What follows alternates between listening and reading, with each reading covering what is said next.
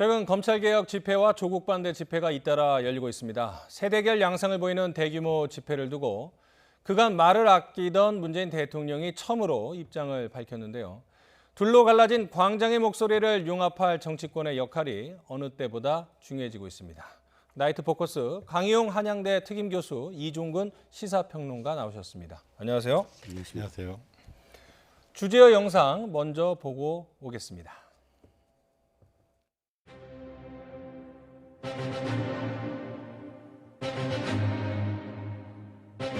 검찰개혁에 대한 필요성을 많은 사람들이 그걸 접했기 때문에 거기에 대해서 분노하고, 가족들도 같이 이렇게 여러 가지 의혹들 해소도 못하면서 그 자리에 앉아 계신 게 정말 틀린 게 아닌가.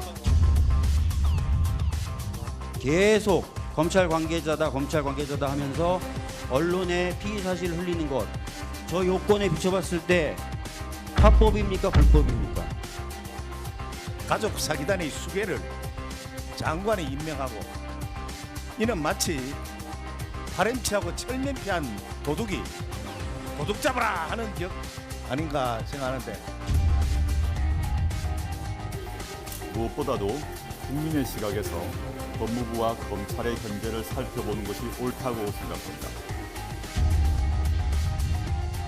다양한 의견 속에서도 하나로 모아지는 국민의 뜻은 검찰의 정치적 중립 보장 못지않게 검찰 개혁이 시급하고 절실하다는 것입니다.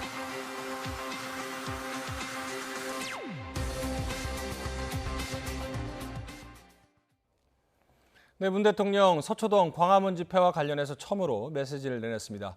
그동안 공식 논평을 자제하며 신중한 모습이었는데요. 먼저 어떻게 평가를 하십니까? 어떤 의미가 있다고 보세요? 일단 최근에 연달아서 이제 광화문과 서초동에서 대규모 집회가 열렸고요. 각기 주장하는 바가 좀 서로 달랐죠.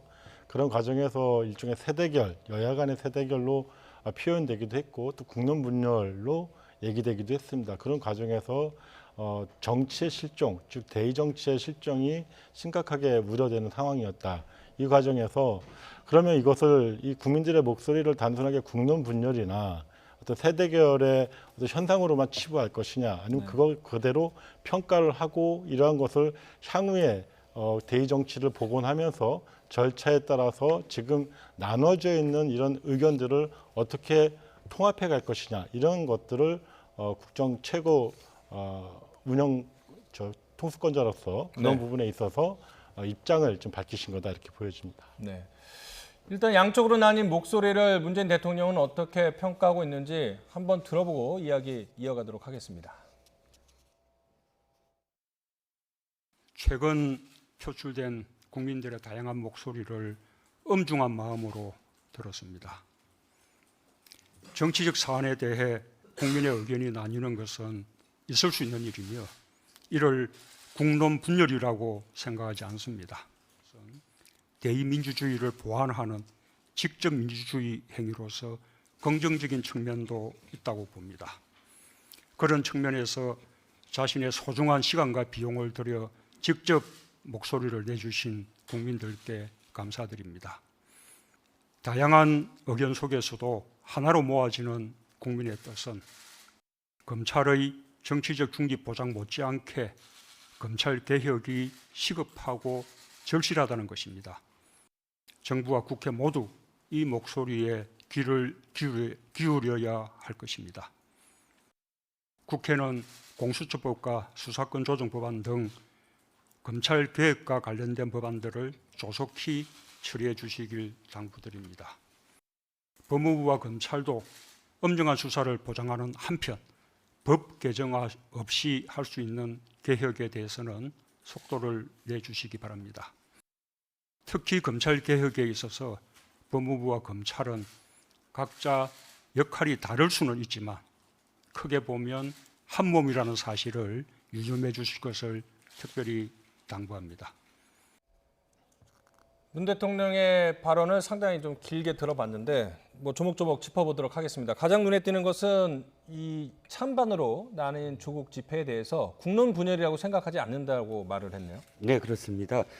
일단 국론 분열이다라는 그 목소리는 사실 언론을 통해서 네. 최근에 양쪽 진영의 그 커다란 그런 그 새싸움으로 좀 비화된 그런 시위가 이제 충돌이 되면서 이게 더 이상 이렇게 그 이 나누어서 끝까지 이런 이 세대결로 가서 안 되겠다라는 우려의 목소리가 나오지 않았습니까? 그런데 의외로 또 대통령의 어떤 그 메시지 안에는 이것이 국론 분열이 아니다라고 말을 하셨습니다. 일단은 그러니까 의미를 부여한다면 지금까지 대통령이 이 촛불과 관련돼서 광장에 모인 사람들의 어떤 마음, 그러니까 이번 촛불이 아니라 지금까지의 어떤 뭐 탄핵 때부터의 어떤 촛불에 대해서 의미를 굉장히 많이 부여하신 분 아닙니까? 그래서 광장에 모인 것은 그 어떠한 목소리도 소중하다라는 의미로 받아들여야 될 것 같고요. 전체적으로는. 네. 그런데 한 가지 좀 의아해하는 건 정치적 사안에 대해서 국민의 의견이 나뉘는 것은 있을 수 있다라고 표현을 하셨는데 사실 이것이 정치적 사안이냐라는 것은 좀 더 들여다봐야 되는 것 아니냐. 예를 들어서 이념적으로 지금 두 어떤 시위가 부딪히거나 혹은 정책적인 어떤 의미로 부딪히거나 예를 들어서 경제적인 것을 예를 든다면은 소득 주도 성장 안 된다. 아니다. 뭐 시장 주도 경제를 해야 된다. 이런 문제로 부딪히는 것이 아니라 광화문 집회에서 요구하는 건 정치적 사안이라기보다는 대통령이 인문권자로서 한 장관이 지금 의혹에 너무 많이 휩싸여져 있는데 이 임명을 철회해달라라는 것이거든요. 그러니까 이게 여야로 나뉘어서 싸운다거나 이념으로서 싸운다거나 한 가지 정책을 놓고 싸우는 것이 아니라 한 인사의 건이 잘못됐다라고 이야기하는 것이 정치적인 사안으로 나뉘는 것이냐. 이건 좀 사안이 좀 다르다라는 해석도 있습니다. 네. 이제 본질적으로 보면요, 이게 국론 분열이라고 하는 프레임이 사실 이번에 이제 대통령께서 그거를 국론 분열이 아니다라고 딱 얘기를 하셨어요. 이것은 무슨 얘기로 좀 받아들였냐면 과거에 이 소위 국론 분열 프레임이라고 하는 거는 소위 독재 정권에서 독재 정권의 뜻과 다른 야당이나 정권에 반대하는 입장들을 비판하거나 탄압할 때, 억제할 때 썼던 프레임이 바로 국론 분열입니다. 그래서 이런 것은 지금 우리 정부는 2016년도에 소위 그 국정농단에 대항해가지고 연인원 1,700만의 촛불이 타올랐고 그 바탕위에서 이제 수립된 정부다 이런 인식이 갖고 있는 것이고 그 과정에서 우리는 그런 경험들을 우리 시민들이 우리 국민들이 갖고 있단 말이죠. 그래서 그런 경험을 가지고 있었기 때문에 지금의 어떤 광화문과 서초에서 의견이 좀 다르다고 하더라도 이것을 국론 분열이라는 프레임을 씌워가지고 이야기를 못하게 하거나 이거 자체를 부정하거나 폄하하려고 하는 이런 시도들에 대해서 일단 경계를 하신 거다 이렇게 보여집니다. 그러니까 이제 시민이나 주권자들의 자율적인 또 자발적인 의사 표현이다 이렇게 봤다라는 분석이 가능한 것 같은데요. 그러면서 직접 민주주의 행위로서 긍정적인 측면도 있다 이래갖고 일각의 우려와 달리 순기능을 좀 강조를 한 듯한 그런 모습입니다. 네, 그런데 제가 다시 말씀드립니다만 이것이 순기능으로만 볼 것이냐라는 점이에요.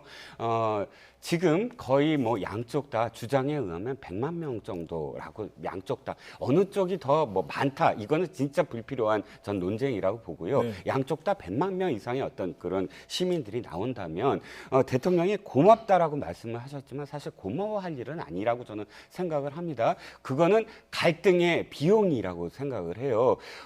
평론가님이나 저나 좀 전에 대기실에서 뉴스를 봤는데 많은 중요한 뉴스들이 지금 묻히고 있다라고 한 목소리로 좀 안타까워하고 있어요. 네. 지금 안보 문제, 경제 문제 우리가 해결해야 되거나 또는 지금 정부에서 내놓는 어떤 정책들에 대해서 받아들이고 평가하고 분석해야 될 시간에 장관의 임명 하나를 놓고 한 달 이상 지금 거의 40일, 50일간 이 국민들이 뛰쳐나와야 되는 상황. 이 상황이 대통령이 고마워해야 될 상황이냐는 거죠. 이제 인사권에 대한 문제입니다. 이것은 다시 말씀드립니다만 인사가 아무리 그 사람이 중요하더라도 지금 국민의 절반 내지는 뭐 하다못해 뭐 절반이 아니더라도 광화문에 그렇게 수많은 사람이 뛰쳐나와서 이건 잘못된 게 아니냐라고 했다면 대통령이 하신 말씀은 뭐냐면 인사권자로서 대답을 하셔야 된다. 그런데 자신이 정신이 좀 빠진 듯한 느낌으로 정치권에서 해결해라 또는 여야가 해결해라 라는 뉘앙스로 답을 하셨단 말이죠. 지금 이 문제는 다시 말씀드리지만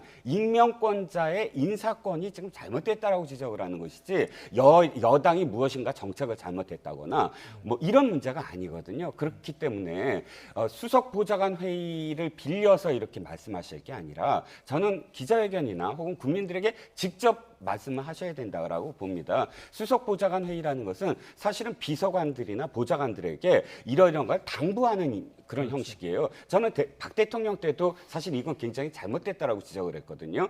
국민한테 할 메시지가 있으면 국민한테 직접 해야지 국민이 비서관이나 보좌관은 아니거든요. 근데 수석 보좌관 회의에서 오늘도 얘기 보면 이 얘기 이전의 얘기는 사실 이 돼지 열병 얘기입니다. 그리고 돼지 열병에 대해서 이걸 이렇게 하세요, 저렇게 하세요 당부해놓고 바로 이 조국 장관 사태로 돌입을 했단 말이죠. 그럼 조국 장관 얘기도 수석 보좌관들한테 하는 얘기인데 지금 국민들한테 된 메시지가 됐단 말이죠. 네. 그래서 다시 말씀드리지만 임명권자로서 지금 반대하는 사람들에 대해서 내가 왜 임명을 했다라는 얘기를 떳떳하게 다시 국민들에 대한 메시지로 하셔야 되는 게 아니냐라는 생각입니다. 근데 그런 점은 아까 말씀하셨는데 오늘 메시지에는 사실 뭐 이제 최근에 있었던 그 태풍 피해 복구 안전이라든가 아프리카 돼지열병에 대한 예방 이런 문제들을 먼저 민생 관련된 문제를 많이 말씀하셨고요.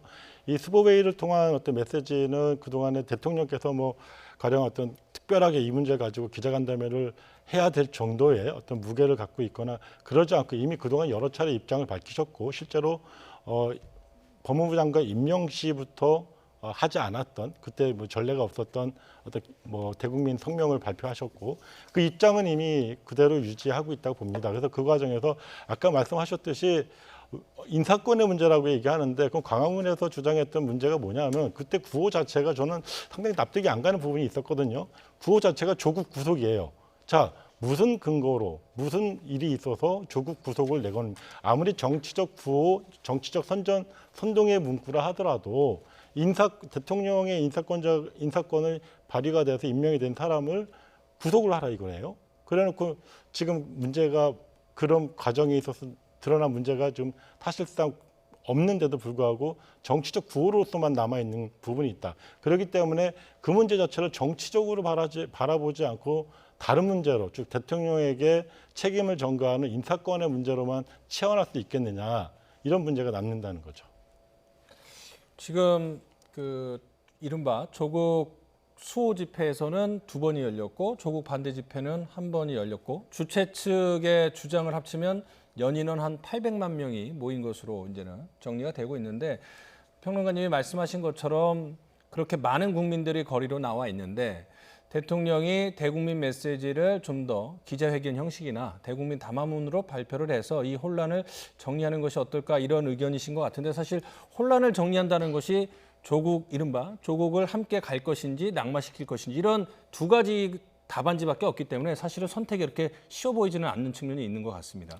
이미 대통령께서는 여러 차례 말씀을 하셨죠. 그 얘기를 듣지 않을 뿐이라고 저는 생각을 합니다. 그리고 조국 수호 집회라고 말씀하셨는데 솔직히 검찰 개혁을 필두로 한 조국 장관에 대해서는 지켜보자라는 입장인 것이고 네. 그 집회는 지금 2번째가 아니라 사실 8번째 벌어진 것이죠. 그렇죠. 그리고 이거는 뭐 과거에 어떤 뭐 정당이나 어떤 단체가 개입해서가 아니라 말 그대로 뭐 유튜브 한 시민이 제안을 해서 시작돼 가지고 처음에 뭐 500명, 300명으로 시작해 가지고 지금 몇백만을 일궈낸 것이거든요. 그게 이제 8번째 집회였던 것이죠. 그러니까 사실 광화문 집회와 뭐 자유한국당이 뭐 대규모 동원을 했었고 그래서 그거와는 약간 질적으로 좀 차이가 있습니다. 사실은. 그러나 이걸 갖고 제가 직접적으로 비교하고 싶은 생각은 없는 것이고요.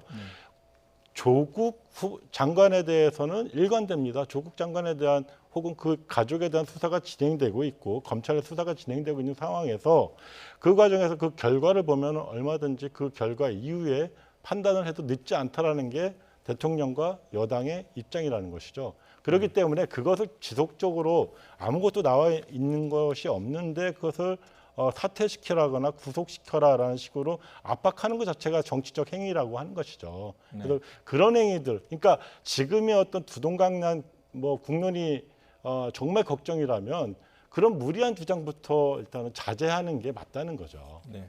지금 이제 뭐 8번 말씀하셨는데 그렇게 따지면은 조국 반대 집회도 수없이 많이 열렸기 때문에 대규모 집회로 그렇게 정리를 하도록 하겠습니다. 어쨌든 대통령은 그런 집회들의 큰 뜻은 검찰 개혁을 시급하게 서둘러서 해달라, 절실한 마음에 포함됐다 이렇게 검찰 개혁에 방점을 두는 발언을 했는데 여기에는 동의를 하십니까? 네, 검찰 개혁과 관련해서 사실 저는 아쉬운 부분은 자유한국당도 검찰 개혁에 대해서는 목소리를 높여야 된다라고 생각을 합니다. 그러니까 자유한국당의 의지가 없는 게 아니냐라는 비판에 대해서도 사실은 이렇게 동시에 가야 된다고 봐요. 조국 장관과 별개로. 근데 이제 평론가님 말씀에 제가 말씀을 드리면 그건 똑같은 거다. 어떤 집회에 대해서 우리 이야기하는 것은 사실 지금은 불필요하다. 언론이 그걸 부추겨서도 안 된다고 봐요. 근데 한 가지 지금 서초동 집회에도 사진에도 나와 있지만 거기 손팻말에는 조국 수호라고 적혀져 있고 구호도 조국 수호라고 나와 있습니다.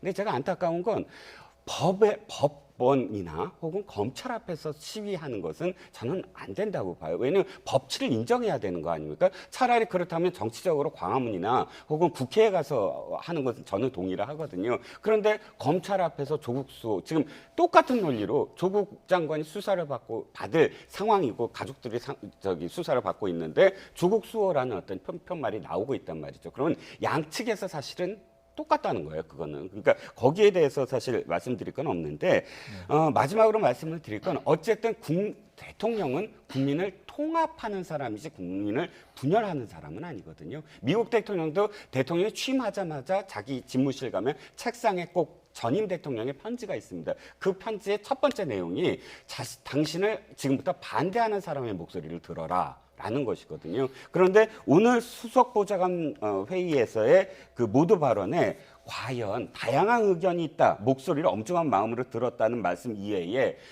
조국 장관의 임명과 관련해서 반대하는 사람들의 마음을 아우를 수 있는 그런 메시지가 있었나? 그건 굉장히 아쉬운 대목이죠. 네, 여러 가지 뭐 분석이 나오고 있는데요.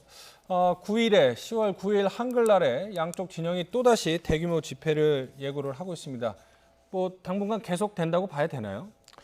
일단 그 뭐 한쪽에서 이제 자제를 하기 시작하면 자제를 하겠죠. 그러나 이제 현재로서는 검찰 수사가 좀 진행되고 있고 검찰 수사의 어떤 과잉 수사에 대한 문제점, 여기에 대한 분노 이런 것들이 또 한쪽에서는 그것이 촉발되었던 계기가 되었던 것이었고 또 한쪽에서는 검찰 수사에 대해서 이제 와서 왜 철저하게 못하냐 뭐 이런 식으로 오늘 이제 국감장에서 질타하는 모습을 보면서 또 한편에서는 이 검찰에 대한 압박이 또 지속되고 있는 부분이 있거든요. 그래서 이런 과정들 속에서 사실 양쪽의 기세들은 일정 시간까지는 계속되지 않을까 싶습니다. 다만 이 과정이 빨리 끝나기 위해서는 검찰이 지금의 수사에 대해서 좀 더 속도를 내 가지고 분명하게 이제 어떤 기소 여부에 대한 결정, 그다음에 네. 법원 어떤 재판으로의 그 사법부의 판단으로 넘어가는 과정 이런 부분들이 좀 신속하게 진행되어야 될 부분이 있다 생각이 듭니다.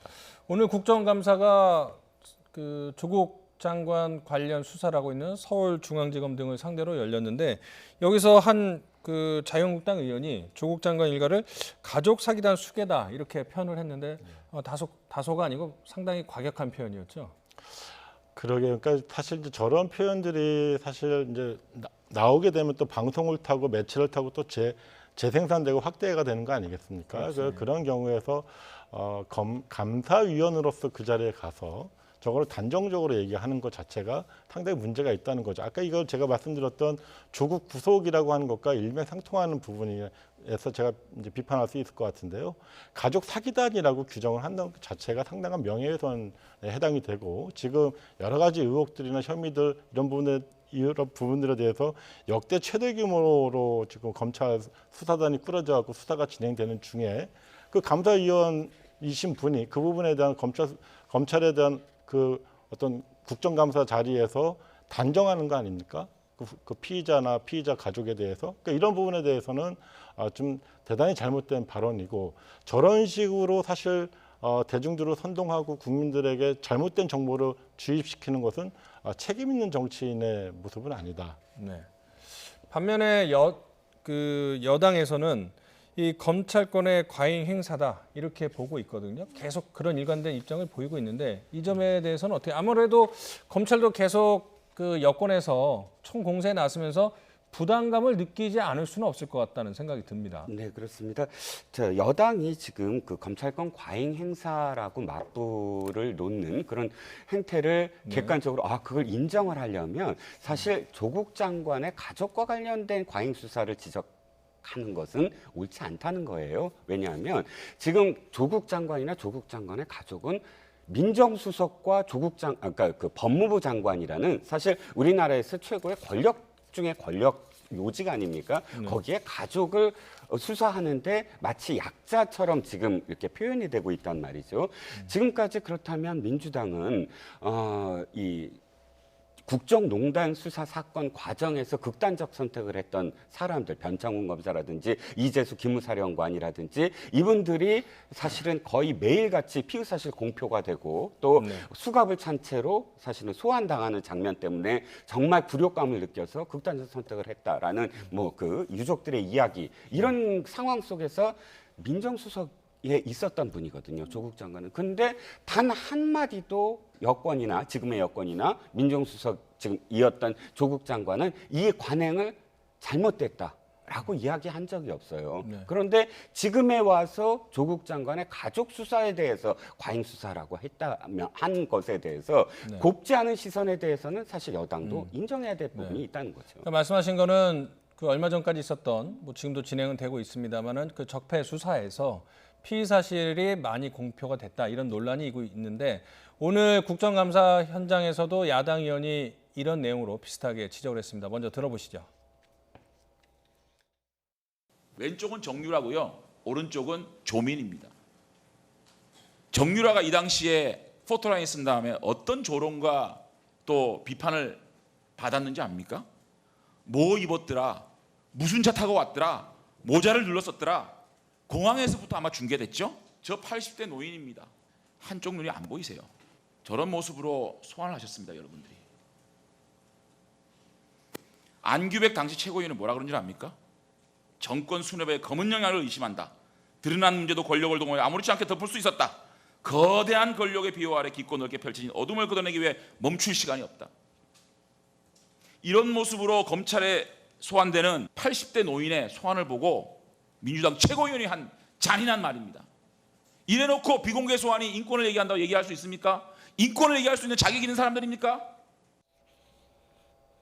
네, 이명박 전 대통령 형이죠. 이상득 씨 소환 당시 장면, 그리고 정유라, 이 두 가지 사례를 들면서 피의 사실 공표, 인권을 말할 자격이 있느냐라는 반격인데 어떻게 보셨습니까? 그러니까 뭐 방금 예를 들자면 두 가지 예에 대해서 이제 정유라 씨나 이상득 전 의원에 대한 소환 과정, 이거는 이제 뭐 이명박 박근혜 정부 때 있었던 일이죠. 사실 그때조차도 이 검찰의 어떤 피의 사실 공표 내지는 어떤 저런 포토라인 세우는 과정을 통해 갖고 일종의 낙인 찍기, 이런 행태가 관행처럼 이어졌었던 것이었고, 그런 부분에 대한 뭐 안규백 당시 최고위원 어떤 코멘트, 야당 의원, 야당 최고위원으로서 코멘트 정도를 한 거라고 생각이 듭니다.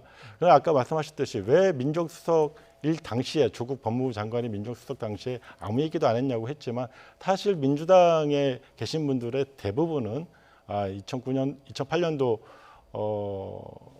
노무현 전 대통령 서거에 대한 그 트라우마가 있죠. 노무현 전 대통령에 대한 검찰의 수사, 논두렁 시계, 뭐 이런 여러 가지 피의 사실을 흘려내면서 언론에 흘려내고, 그것을 가지고 하나의 어떤 토끼몰이 하듯이 여론을 몰아갔던 그런 행태에 대해서 분노를 갖고 있는 상황들이죠. 그래서 그 부분들에서 일관되게 얘기를 해왔던 부분이고, 단지 우리가 기억을 못한다고 해서 안 했다라고 얘기할 수 없는 것이죠.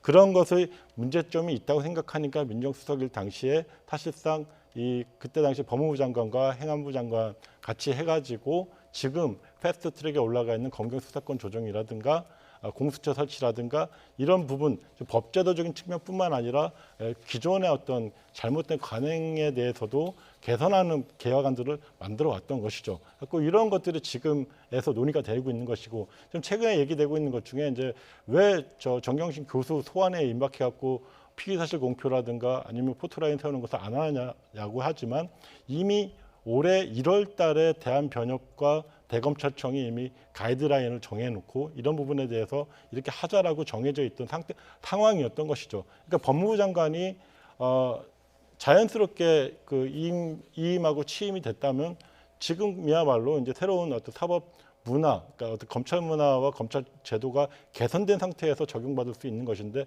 다만 조국 문제가 이슈화되고 하는 과정에서 이것이 지금 조국 가족을 위해서 하는 것이냐 아니냐 이런 문제로 좀 변질되고 있다는 것이죠. 그래서 이것은 오랫동안 누적되어 왔던 문제였기 때문에 지금 그것을 하겠다라고 나선 사람을 사실 손가락을 보는 거죠. 가리키는 달이 아니라. 그래서 이런 문제들이 계속 지체되고 있는 것은 검찰 개혁을 바라왔던 그동안의 염원에 비춰보면 바람직하지 않다 이렇게 보여집니다. 이미 오래전부터 여당은 검찰 수사에 있어서의 반인권적인 측면을 개선해야 된다라는 그런 의지가 있었고 당장 지난 1월부터도 구체적인 방안을 준비했기 때문에 조국 장관 관련 수사 때문에 방패막으로 하는 건 아니다 이런 주장이신 것 같은데요. 자, 여당에서는 오늘 국정감사 현장에서 피의사실 공표 문제를 집중적으로 거론했습니다. 이 내용도 들어보시죠.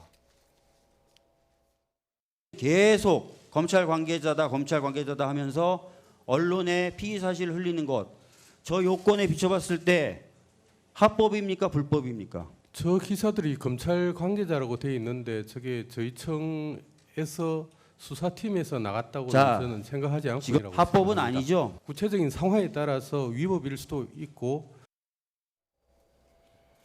네, 그러니까 지금 조국 장관 관련 수사 내용이 언론에 연일 나오고 있는데 여당에서는 검찰발 기사 아니냐, 이른바 피의사실 수사 내용을 흘리는 거 아니냐 이런 의혹을 제기하고 있습니다. 네. 자, 박진민 의원을 포함해서 여당 의원들에게 평론가님이 지금까지 말씀하신 대로 그런 어떤 진정성이 있다면 다시 한번 말씀드리지만 지금 국감 현장에서 조국 장관의 가족을 놓고 하는 그런 피의사실 이것을 예로 들 것이 아니라 다른 예를 드셔라라고 저는 권하고 싶어요. 왜냐하면 똑같이 말씀을 드리면 그것 때문에 가려지는 것이거든요. 진정성이. 그러니까 본 뜻이 만약 그렇다면 조국 장관을 마치 옹호하거나 조국 장관의 가족들을 옹호하는 듯한 그런 소재를 갖고 계속 그 검찰 개혁을 지금 방어하고 있지 않느냐. 그러니까 좋게 볼래도 좋게 볼 수 없는 상황이 되고 있다는 것이고요. 피의사실 공표는 사실은 피의사실 공표가 필요할 때가 있습니다. 분명히. 왜 필요하냐면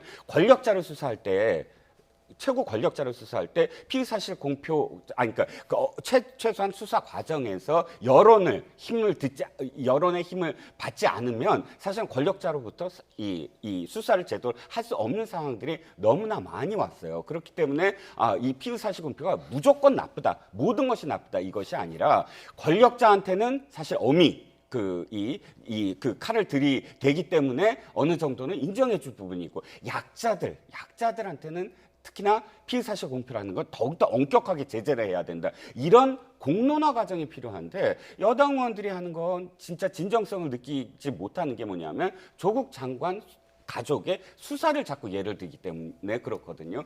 다시 말씀드리지만 조국 장관과 조국 장관의 가족은 약자가 아니에요. 근데 자꾸 약자인 것처럼 아까 거기에 어떤 좀 여론적인, 그러니까 좀 선동적인 그런 글귀들, 11시간 잡혀 있다, 짜장면을 먹었다, 이런 이야기들이 가짜 뉴스로 되면서 점점 더 이 민심을 자극하는 쪽으로만 흐르고 있거든요. 저는 평론가님 말씀에 동의를 합니다. 여당 의원들의 진정성을 저는 믿어요. 진정성을 믿게 만들어주려면 사실은 조국 장관의 예는 예외로 해라. 그리고 앞으로 진짜 닥칠 문제를 해라. 근데 이것이 혼재돼 있으니까 사실은 거기에 대한 진정성을 느끼지 못하겠다라는 비판을 받는 거죠. 그런데요, 이제 지금 이 조국 장관 혹은 그 가족에 대한 어떤 혐의나 의혹에 대해서 대부분이 장관으로서의 어떤 그 권력자로서의 어떤 혐의가 아니거든요. 과거에 10년 전 가족, 그다음에 불과 몇 해 전 어떤 펀드 투자 이런 부분들이거든요. 즉 박근혜 정권에서 블랙리스트에 올라 있던 교수가 얼마나 권력자입니까? 그때 당시의 일입니다. 그때 당시의 일을 가지고 지금 이거를 마치 권력자이기 때문에 모든 게 공개돼야 된다라고 하는 주장은 동의하기가 어려운 부분이 있고요. 지금 이 피의사실 공표라고 하는 이 잘못된 관행들이 이제 법적으로 분명히 금지가 되어 있습니다만 이것을 검찰이 계속 해왔단 말이죠. 이런 과정들이 왜 뭐가 문제가 되냐면 언론에 흘려서 이것이 어떤 수사에 도움이 되기보다는 여기에 걸려든 피의자나 아니면 여기에 의혹을 받고 있는 사람에 대해서 범죄자로 낙인을 찍는 효과가 있습니다. 아무런 근거도 없이. 그래서 이런 것들이 반복되다 보면 실제로 잘못된 인식이 국민들에게 주어지게 되는 것이고 그 과정에서 실제 진실에 대해서 항변할 수 있는 방어권은 사라지게 되는 겁니다. 이렇게 되면 피의 사실 공표라고 하는 것 자체가 하나의 그 강력한 그 수사의 도구로서 활용되어지고 그것이 결국에는 피의자의 인권을 철저하게 짓밟는 그런 결과가 드러났기 때문에 이 부분에 대해서 반대를 하는 거죠. 그래서 단지 피의 사실 공표 여부 이게 문제가 아니라 이것이 언론과 합쳐지면서 이것이 국민적인 어떤 대여론전 혹은 낙인 찍기 이런 수단으로 변질되고 있는 상황에 대한 우려 이런 것이 궁극적으로는 국민의 기본권을 철저하게 짓밟아온 과거 행태 이런 거에 대한 비판과 자성이다 이렇게 봐야 될 것입니다. 네. 두 분 말씀을 정리를 하면 어쨌든 간에 그 검찰 개혁안 특히 이제 피의사실 공표 문제는 보완점도 분명히 필요해 보이고 또 시점에 대한 의구심들도 좀 정리를 해볼 필요가 있는데요. 조국 장관이 연일 검찰 개혁에 속도를 내겠다는 입장을 내놓고 있는데 오늘 출근길에서는 어떤 발언을 했는지 먼저 들어보시죠. 연일 국민들께서 검찰개혁 관련해서 다양한 의견을 보내주시고 계십니다. 이번 기회에 법무부와 검찰에 대한 개혁을 확실히 하라는 뜻은 한결 같습니다. 법무부와 검찰은 그 조직 자체 또는 법적 카르텔을 위해 존재해서는 안 되기 때문입니다. 국민을 위한 법무부 검찰 개혁에 더욱 박차를 가하겠습니다.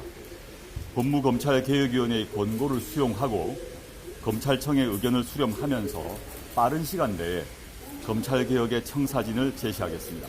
감사합니다.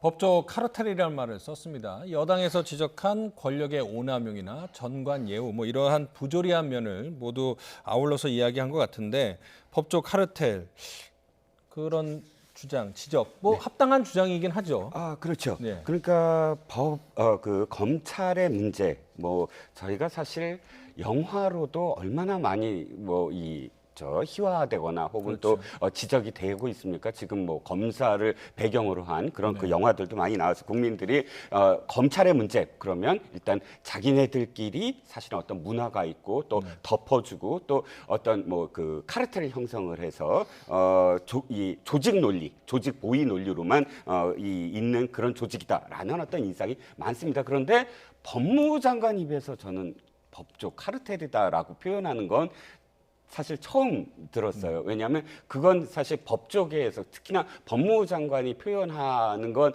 자신의 그러니까 검찰청이라는 것이 다 별개의 조직이 아니지 않습니까? 법무부 장관이 사실 총괄해야 되는 조직인데 그 조직에 대해서 법조 카르텔이다라고 완전히 직격탄을 날리는 셈이나 마찬가지거든요. 그렇기 때문에 이것은 그만큼 의지를 보인 것이다. 법무부 장관으로서 점점 그런 어떤 표현이 굉장히 이 강도가 높아지고 있는 것이 아니냐, 개혁의 의지라고 이제 보여지는데 어떤 의미에서는 또 다시 제가 되풀이 되지만 아까 말씀하신 어떤 전관예우 이런 것도 표현이 되는데 사실은 조국 장관의 가족이 지금 전관예우를 하고 있다라는 부분도 똑같이 부메랑으로 지적을 받고 있는 거예요.